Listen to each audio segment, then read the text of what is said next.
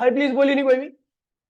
Ductile material वो material होते हैं जिनको आप पीट पीट करके बहुत क्या कर सकते हो, थिन बना सकते हो, बहुत लंबा चौड़ा खींच सकते हो।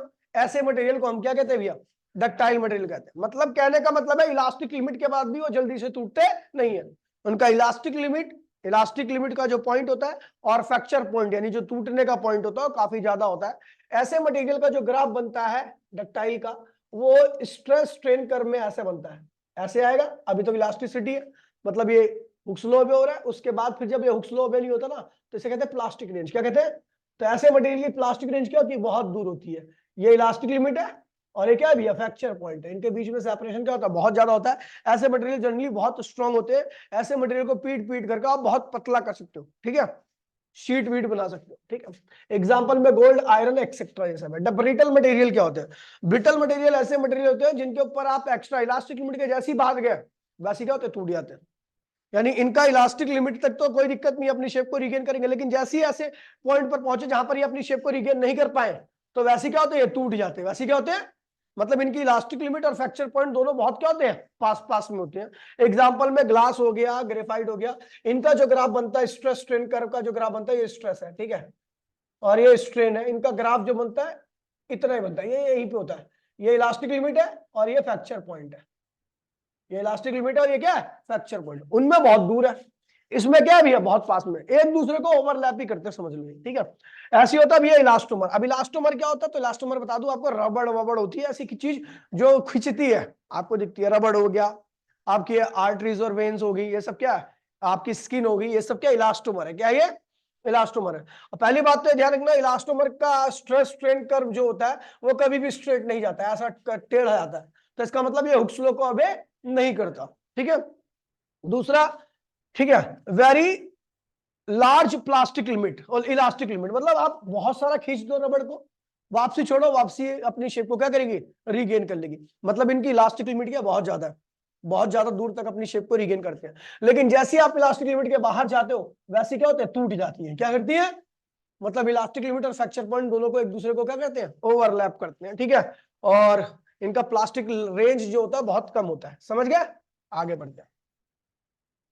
ये ग्राफ बना रखा है, इस ग्राफ में आप देखोगे, ठीक है, तो ए और बी दो मटेरियल है, ठीक है। मैं कहूंगा विच वन इज मोर, किसकी प्लास्टिक रेंज ज्यादा है, ए की या बी की? तो आप बोलोगे बी की, क्योंकि इलास्टिक लिमिट के बाद भी ये बहुत दूर तक चला। मतलब इस मटेरियल को, ऐसा भी क्वेश्चन आता है कंसेप्चुअल टाइम में कि किस मटेरियल का इस्तेमाल आप वो मतलब उसके लिए करोगे, फॉइल वगैरह को बनाने के लिए बहुत पतली फॉइल चाहिए, तो आप किसका इस्तेमाल करोगे, इसका या इसका? तो बोलोगे बी का, क्योंकि बी को प्लास्टिक रेंज क्या बहुत ज्यादा, मतलब उसको आप बहुत पीट पीट करके पतला कर सकते हो। ए की प्लास्टिक रेंज क्या बहुत कम है, ये तुरंत क्या होता है, टूट जा रहा है। समझ गए भैया? चलो, यहाँ पे लिखा हुआ है ए इज मोर इलास्टिक। ए क्या है, ज्यादा इलास्टिक। कैसे इलास्टिक है, क्योंकि इलास्टिसिटी देखने के लिए स्लोप देखना पड़ता है। क्या देखना पड़ता है, तो आप देख रहे हैं यहाँ पर इसका एंगल ज्यादा है और इसका एंगल क्या है, कम है। जिसका एंगल ज्यादा उसका स्लोप ज्यादा, इलास्टिसिटी ज्यादा। जिसका एंगल कम, स्लोप कम, इलास्टिसिटी क्या होगी, कम होगी। ए इज मोर ब्रिटल, ए जो है वो ज्यादा ब्रिटल है, क्योंकि ए जो है वो जल्दी टूट गया। जो जल्दी टूट गया उसको हम क्या कहते हैं, ब्रिटल मटेरियल। और ठीक है, क्योंकि ये लिखा हुआ है, एग्जांपल लिखा हुआ है। B is more ductile, B ज्यादा डक्टाइल है, क्योंकि भैया इसकी इलास्टिक लिमिट के बाद भी ये जल्दी टूटा नहीं, बहुत दूर तक चला। समझ गए भैया? ऐसे क्वेश्चंस आते हैं, आपको पता होना चाहिए, ठीक है। ये एनसीईआरटी का एक क्वेश्चन है, ठीक है। कह रहा है भैया आपका स्ट्रेस स्ट्रेन कर्व दे रखा है आपको, ठीक है। अब कह रहा है इसकी इलास्टिसिटी निकालिए, इसकी इलास्टिसिटी निकालिए। तो मुझे एक पॉइंट का ज्ञान है जहां पर आपका स्ट्रेस कितना है, 150, ठीक है। 150 गुणे में 10 की पावर 6 भी है, यहाँ पर 6 आएगा, मल्टीप्लाई में 10 की पावर 6, ठीक है। और स्ट्रेन कितना है वो भी दे रखा है आपको। अपने को क्या पता निकालना है, इसका इलास्टिसिटी निकालनी है। मटेरियल क्या निकालनी है, इलास्टिसिटी क्या होती है भैया, अगर आपको याद होगा इलास्टिसिटी देती है स्लोप से। कैसे पता लगता है, स्लोप क्या होता है, और tan थीटा क्या होता है, यंग मॉडुलस। तो यंग मॉडुलस मतलब आपको यंग मॉडुलस बताना था एक्चुअल में, ठीक है। tan क्या होता है, परपेंडिकुलर अपॉन बेस। परपेंडिकुलर क्या यहाँ पर, ये जो कि क्या है 150 गुणे में 10 की पावर 6, और बेस क्या है भैया, ये रहा आपका। काटा पीटी कर दो आगे आपका, ठीक है भैया। अब आते हैं एनसीईआरटी के एग्जांपल नंबर 9.3 पर, ठीक है भैया। देखिए 9.3 में कह रहा है भैया कि कौन सा मटेरियल का यंग मॉडुलस क्या है, ज्यादा है। किस मटेरियल का यंग मॉडुलस क्या है, ज्यादा है। तो यंग मॉडुलस मतलब इलास्टिसिटी, यंग मॉडुलस मतलब, तो इलास्टिसिटी कैसे पता लगेगी, स्लोप से। किसका स्लोप ज्यादा है, ए का स्लोप ज्यादा है, बी का स्लोप कम है। तो ए इज ए का यंग मॉडुलस भी क्या होगा, ज्यादा होगा, बी का यंग मॉडुलस क्या होगा, कम होगा। ए इज मोर इलास्टिक, ये है लेस इलास्टिक। समझ गए भैया। फिर क्या कह रहा है भैया, अगला इसमें पार्ट कह रहा है,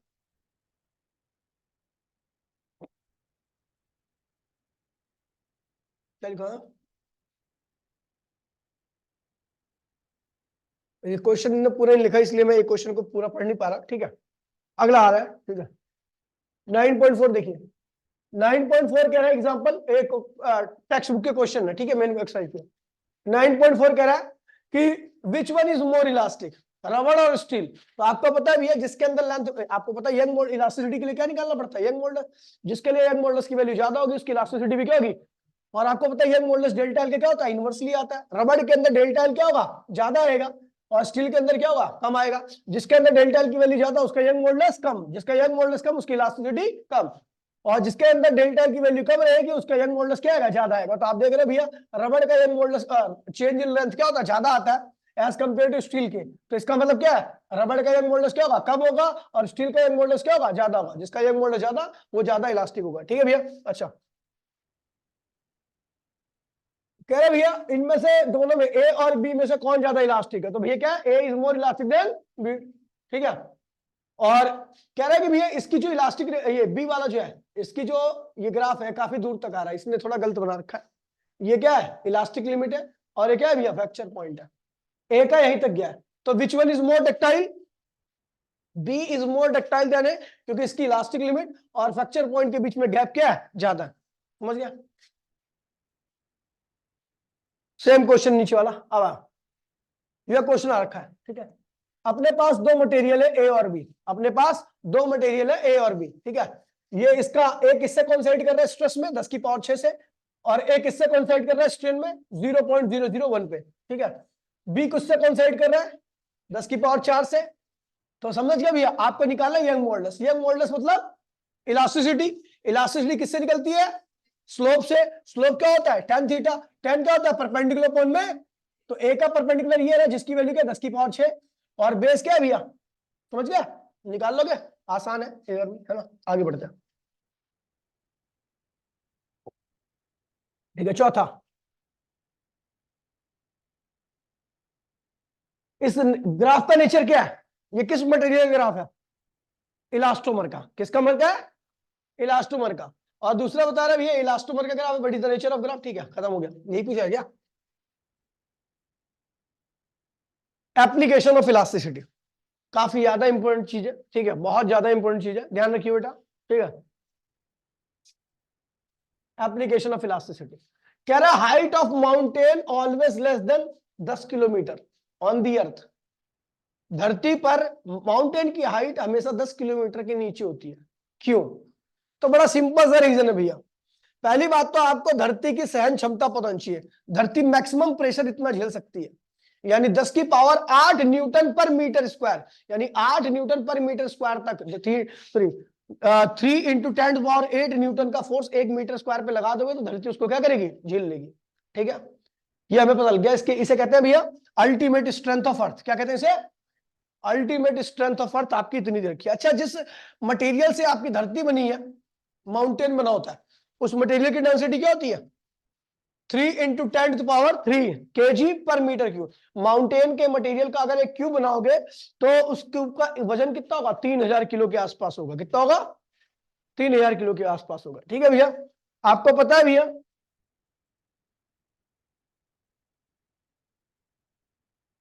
प्रेशर क्या होता है, प्रेशर मैक्सिमम प्रेशर क्या होता है, एच रो जी, याद है भैया आपको, एच रो जी। एच क्या है, height of mountain. Maximum pressure की बात करो तो हाइट भी क्या होगी, मैक्सिमम होगी, ठीक है। तो अपने को क्या निकालना है, रो दे रखा है आपको, जिस मटेरियल का बना हुआ माउंटेन। जी की वैल्यू आपको पता ही है 10 होती है।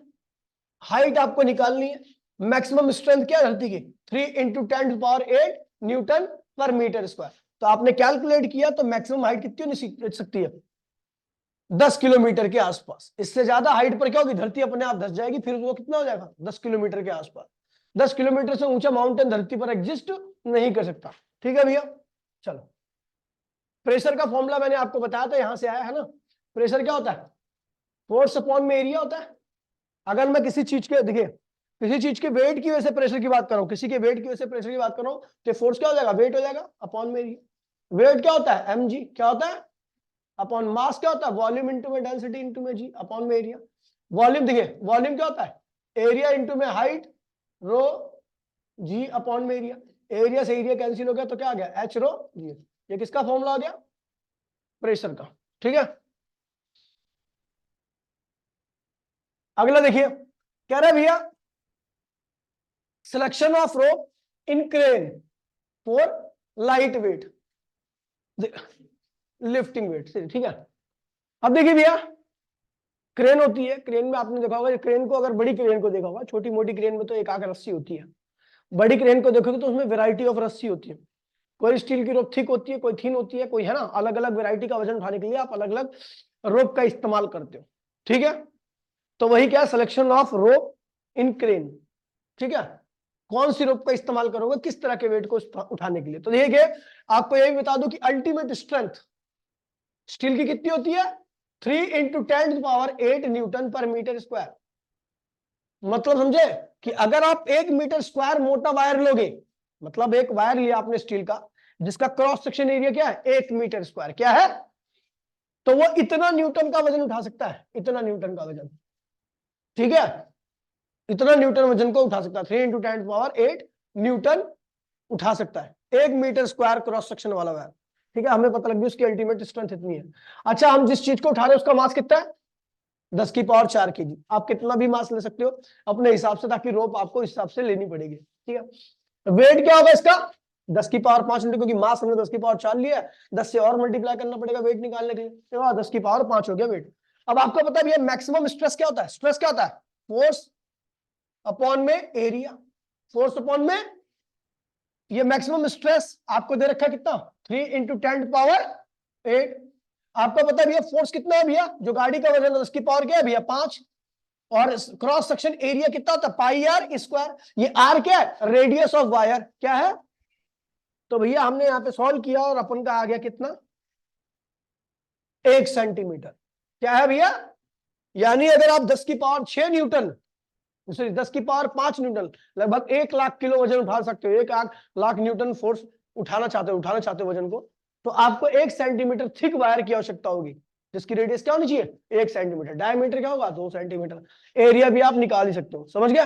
तो इतने मोटे वायर के, अब आप किसी भी वजन को उठाने के लिए अगर आपको चाहिए तो आप उस वजन के हिसाब से इस कैलकुलेशन कर लोगे। क्या करोगे भैया, आपको पता है भैया स्ट्रेस इक्वल्स में क्या होता है फोर्स अपॉन में एरिया।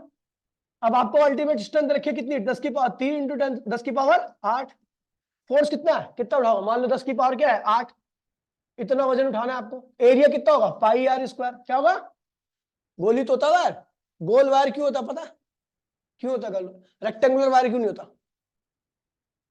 सोचो जरा, अभी थोड़ा खैर अभी देख लो। 10⁸ से 10⁸ क्या हुआ कैंसिल हो गया। ठीक है, ये बचा 3 और ये क्या हुआ πr², r² क्या होगा 1/π, ये हो गया, तो r की वैल्यू क्या हो गया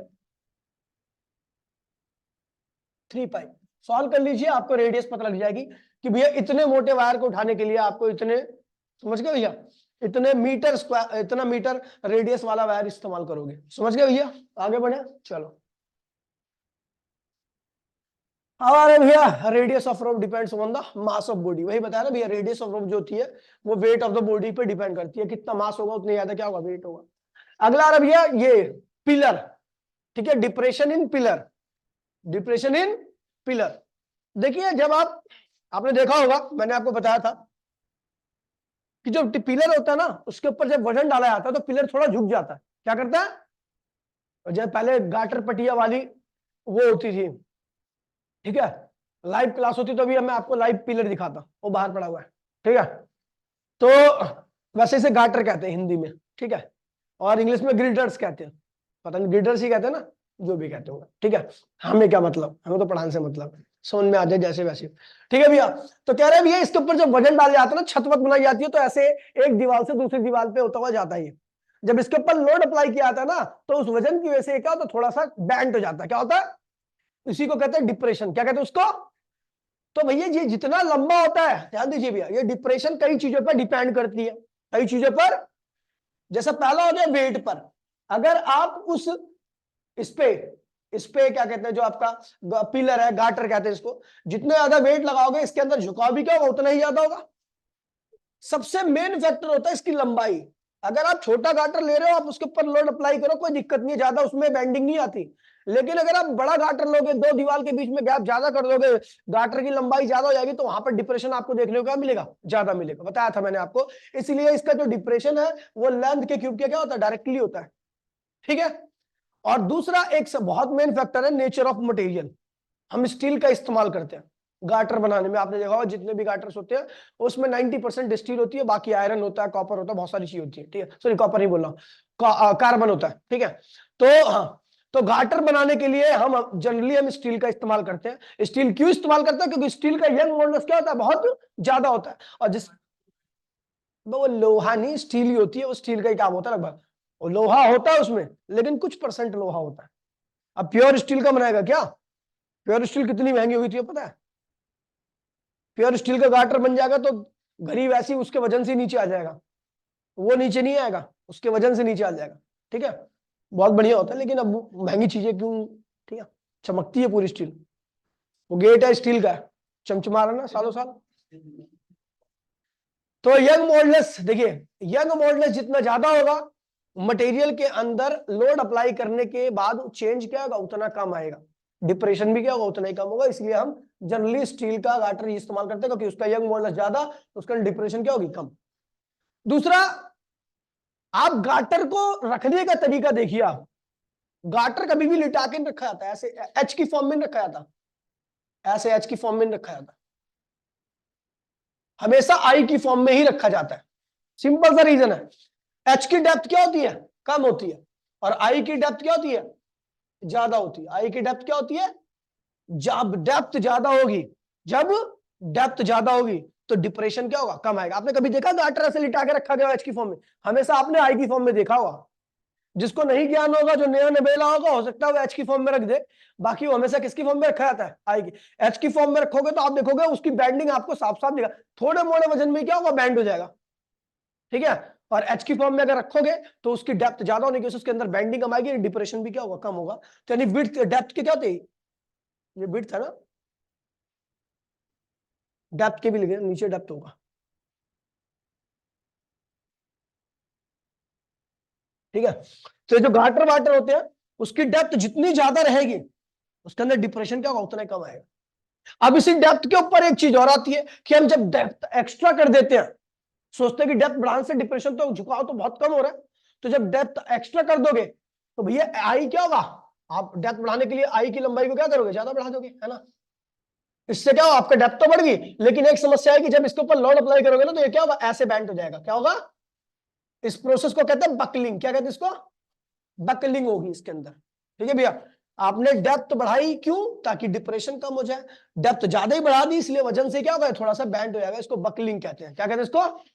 और एक बात और ध्यान रखना, मैंने आपको बताया था चौड़ाई बढ़ाने पर प्रेशर क्या होता है, कम लगता है। ठीक है, चौड़ाई बढ़ाने पर क्या होता है, प्रेशर कम लगेगा, और चौड़ाई ये वही क्या है, चौड़ाई ये क्या है, विड्थ। ये जितनी ज्यादा रहेगी डिप्रेशन क्या होगा, उतना कम आएगा। ठीक है भैया, तो इन सबको कंबाइन करने पर आपका ये फॉर्मूला बनता है, आपका बड़ा प्यारा फॉर्मूला है ये। ठीक है, इसे याद रखना, आपको केवल ये फॉर्मूला याद रखना है, ये सब तो मैंने समझाने के लिए आपको बताया था। ठीक है, ऐसे करा दिया था, समझ गया। तो ये formula, depression is highly depends on the depth, और जब डेप्थ को ज्यादा ही बढ़ा दोगे, ठीक है भैया, तो आप एक समस्या आएगी जिसको हम क्या कहते हैं, बकलिंग कहते हैं। ठीक है, आगे बढ़े। ठीक है, पोटेंशियल एनर्जी देखिए भाई, इसको कराने के दो तरीके हैं मेरे पास। एक तो है इंटीग्रेशन करके निकालना है आपको। ठीक है, वो थोड़ा सा हार्ड हो जाएगा आपके लिए। ठीक है, वो जेई वगैरह में इस्तेमाल होता है, क्वेश्चन में ज्यादा इस्तेमाल होता है, ऐसा डेरिवेशन वगैरह बच्चा कोई करता नहीं है उसको।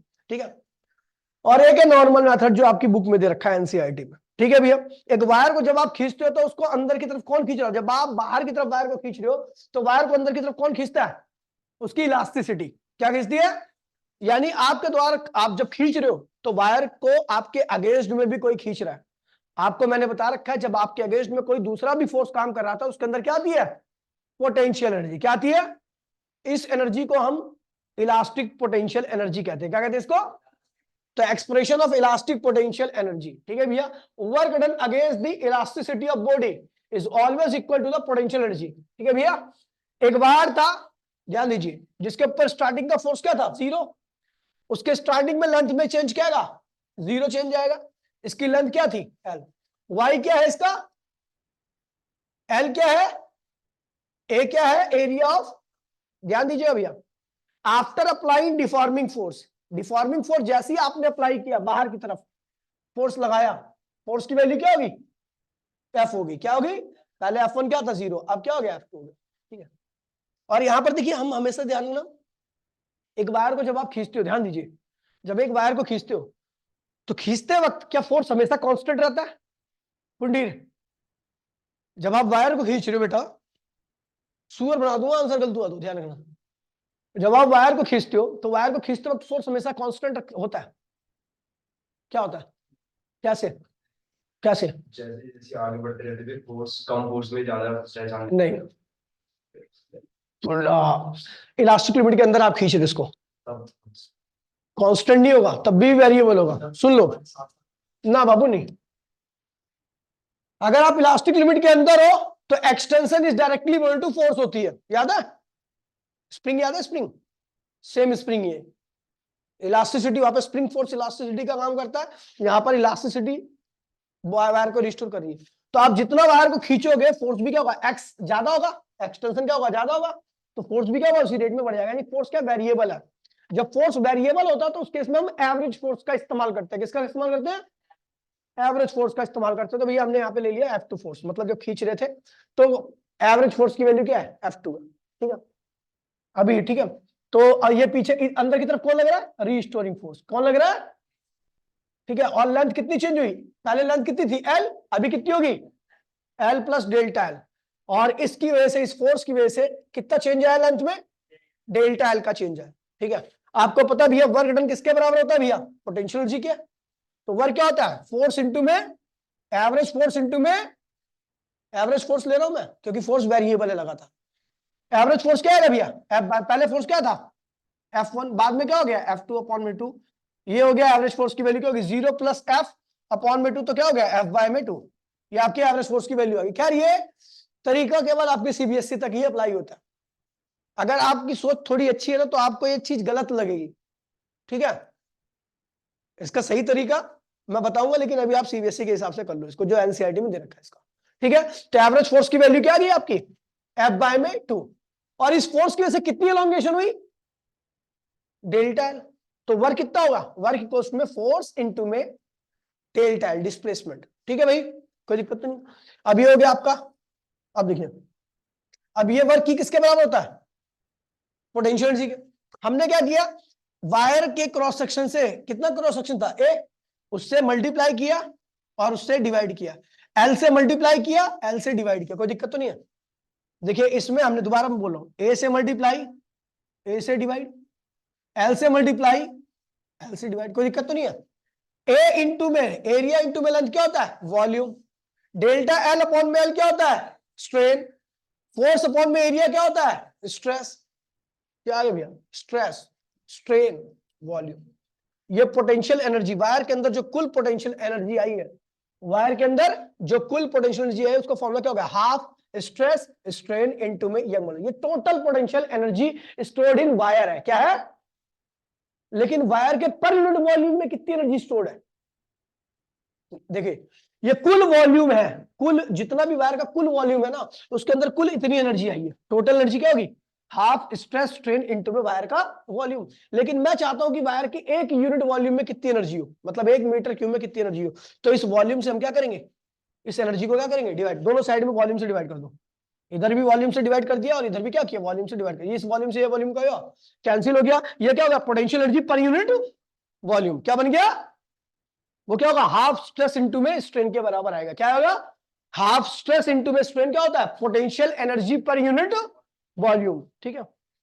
अब आपको कितनी भी वॉल्यूम में एनर्जी निकालनी तो आप निकाल सकते हो, पर यूनिट वॉल्यूम का पता लग गया, पर यूनिट वॉल्यूम का 1 मीटर क्यूब में कितनी एनर्जी है, तो आप 2 मीटर क्यूब में निकालोगे तो क्या करो, 2 से मल्टीप्लाई कर दो, कितने भी मीटर क्यूब में आपको कितनी वॉल्यूम में आपको एनर्जी चाहिए तो आप इसके पर यूनिट वॉल्यूम से क्या करना, मल्टीप्लाई कर देना, ठीक है। उसके बाद आता है भैया ये हो गया, अब ये वही हो गया बाद में, ठीक है। पॉइजन रेशियो क्या रहा भैया, पॉइजन रेशियो, ठीक है, ये है सिलेबस में, है ना, पॉइजन रेशियो होगा सिलेबस में से, ठीक है। ये होता है भैया पॉइजन रेशियो, एक रेशियो होता है किसका, जब अब वायर को खींचते हो तो वायर को खींचते वक्त उसकी लेंथ तो बढ़ती है, लेकिन उसकी रेडियस क्या होती है, कम होती है, पतला हो जाता है ना।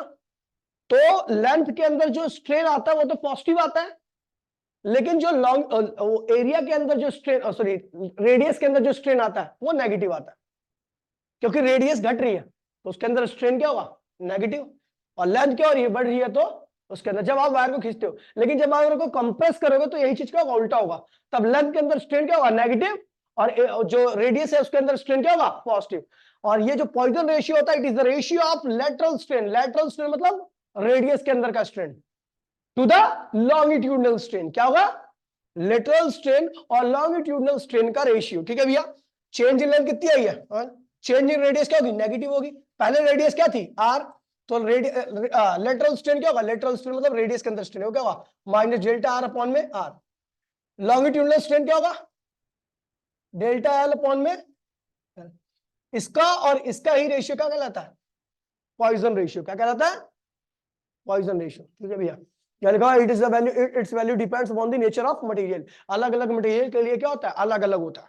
हम सिलेक्शन करते हैं पॉइजन रेशियो देख करके ही कि इस मटेरियल का इस्तेमाल कहां पर कैसे किया जाए। इसका इस्तेमाल, इस रेशियो का इस्तेमाल ब्रिज वगैरह बनाने में, या फिर रोप बनाने में, ऐसे क्रेन की रोप बनाने में भी इसका इस्तेमाल होता है, ठीक है। इंजीनियरिंग में बहुत ज्यादा इसका इस्तेमाल होता है, ठीक है, तो ये ध्यान रखना, ठीक है भैया। तो ये पूरी थ्योरी खत्म हो गई है, इसके न्यूमेरिकल जो थे वो करा रखे हैं, और आगे मैं कराऊंगा अभी, ठीक है, अभी तो थ्योरी चल रही है, ठीक है। 10 दिन में सारा न्यूमेरिकल करा दूंगा। तो आज के लिए इतना ही, टरा बाय बाय, जय हिंद जय भारत।